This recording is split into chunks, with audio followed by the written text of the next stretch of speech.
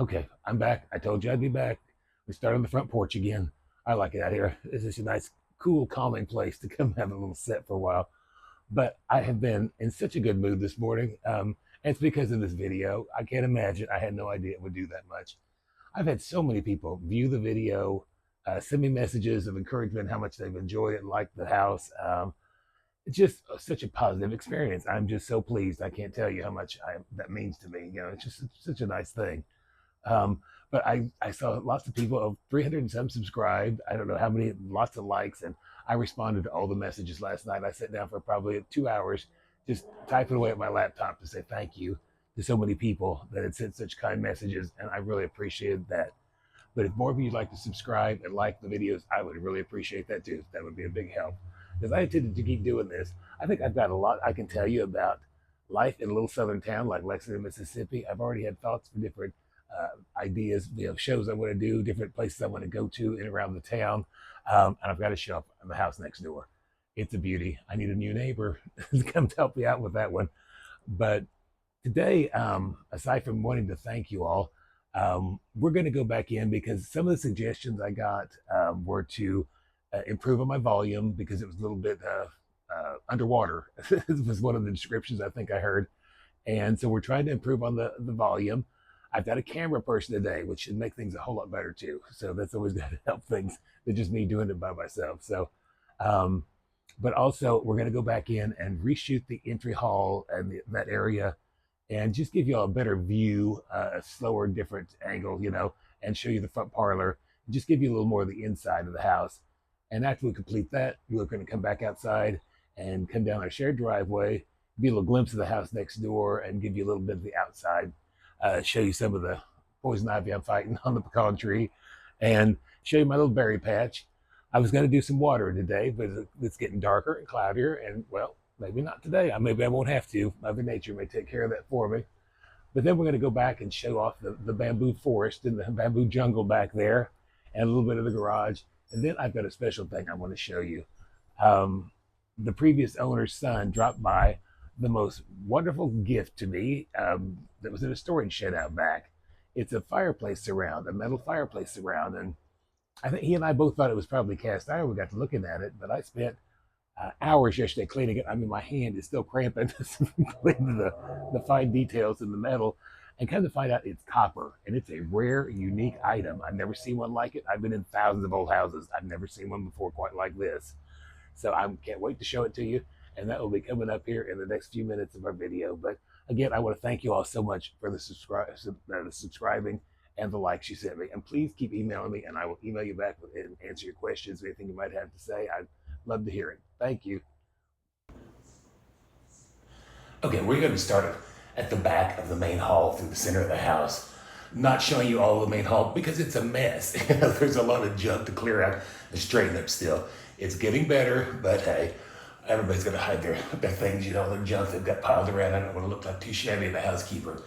But this way you can see the fretwork over the doorway. And this room was basically used as a dining room for a period of time. And they had 3 dining rooms in this house. They must have done a lot of eating and a lot of entertaining, so I can assume, which sounds like a typical Southern house, doesn't it? But you'll notice up above too, all the old pottery pieces along where the fretwork is. So many interesting things left in this house from the previous owner. She was quite a collector of items, apparently. She loved Victorian antiques, but I think a lot of these were just with the house. They've been handed down from generation to generation, and as far as I'm concerned, they'll stay in the house.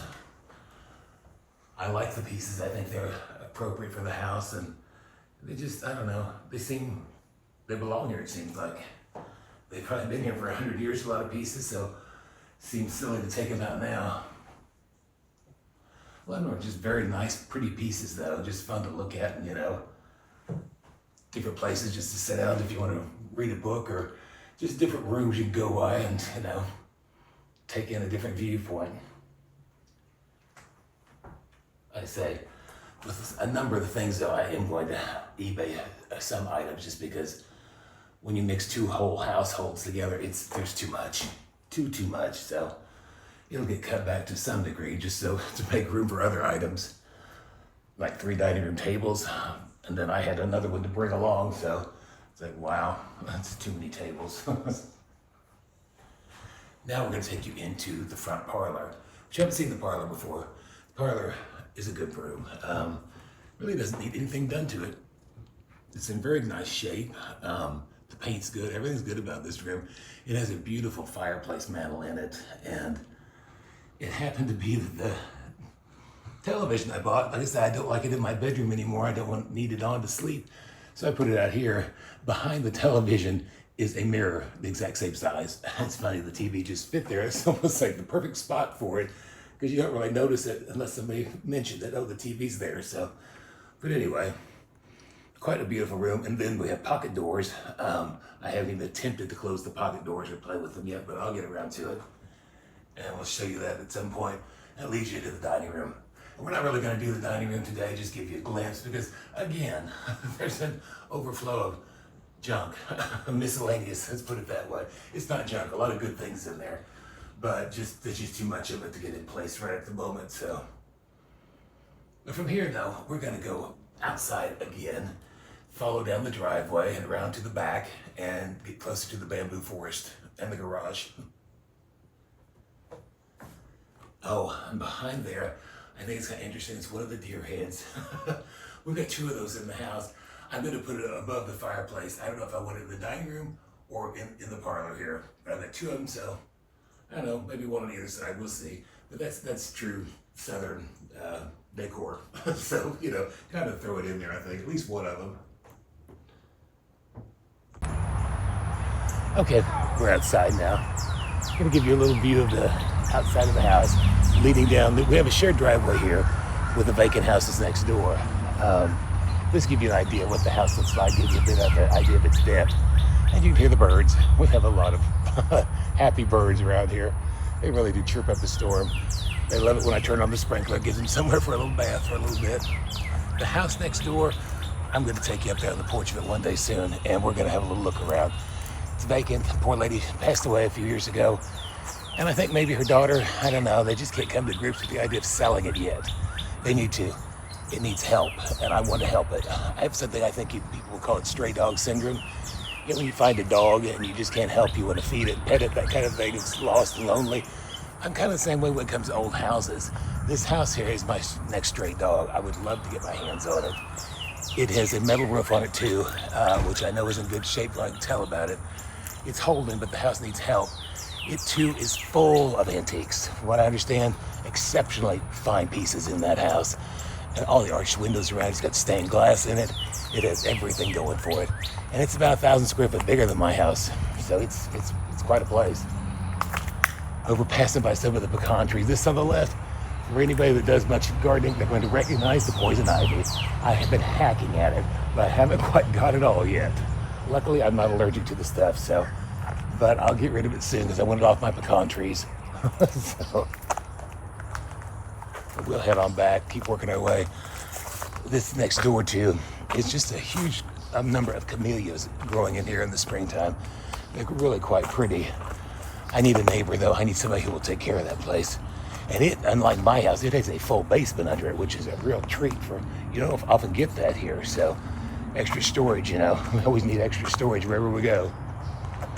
But you can see at the end of this house, it's been added on to and changed here and there, you know. The kitchen area has moved a couple of times from what I can gather. And at the end, at the tail there, we have a large screened-in porch, which is great because with the bamboo forest, we have mosquitoes. That's another reason to trim the forest. But that's going to be the outside dining room is what that screened-in porch outside, just relaxing area as well. This little messed up area on the left there is becoming my berry patch. I'm not a gardener. That's really not my strong point, but I'm making an effort. I'm going to try. You can't really tell it yet, but there's strawberries and blackberries and gooseberries, and even a couple of zucchini. They're popping up and looking pretty good. We'll see how that goes, but it's an experiment, let's put it that way. But you've got to notice this. The bamboo back here, you can see it's crazy. The depth of the bamboo, the thickness of it, it's virtually impossible to walk back in there and see what's going on. I think next maybe we can go over by show you the garage area a little bit. Just kind of walk around. There's a couple of funny things I want to show you back here. At least it's funny to me. If you live near it, you wouldn't find humor in it. You just think it's normal. Holmes County is noted for deer. Holmes County has produced the largest deer killed in the state of Mississippi, which of course, you know, as a southern hunter, that's something to be very proud of for Holmes County. And there's a lot of hunting that goes on in Holmes County during deer season here in the fall months, in the winter.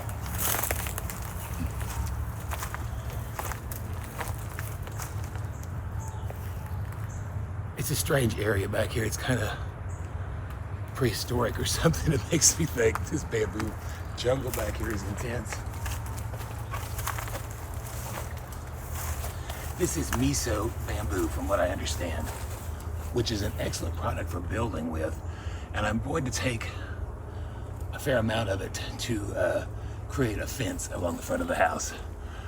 Going to get creative, and that's after I get a chainsaw, of course, and going to create a fence. It's a great product. It's super sturdy. It's tough stuff. But it's also one of the good things about it. It's a very valuable product, especially in the form of mulch. I need mulch for my plantings, but I can also sell the mulch. It's one of the most valuable mulch products on the market. So hey, why not take advantage of what you got when you got especially so much of it? Goodness. And if you don't stop it from encroaching, it will take over. But further on, we're going to go over to the left here in the back of this garage area, which is really, I got to show you the box of antlers. Actually, boxes of antlers. And that's just a few of the boxes of antlers. The family, they were big deer hunters who lived here at one point in time. And you go over, you'll begin to see, have you ever seen anything like it? It gives me a little chuckle every time I see it. It's like, who hasn't made deer antlers in their garage? It's really kind of funny, but it kind of gives you an idea what I'm saying. There are a lot of deer in Holmes County, big deer, you know, which I wouldn't mind having one in my freezer. I wouldn't complain about that at all. Along with the 50 pounds of pecans, that's fine too. But from here then, we're gonna get out of this primeval bamboo forest and go back up so I can show you the fireplace surround that I was gifted recently.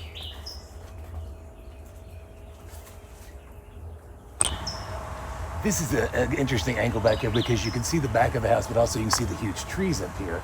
These pecan trees are enormous, and there are more pecan trees behind us. But these trees, you can tell by the growth on them, they are going to be heavy with pecans this year. I can't wait to hear them start raining down on that metal roof. That's always a good thing when you have an excess of pecans.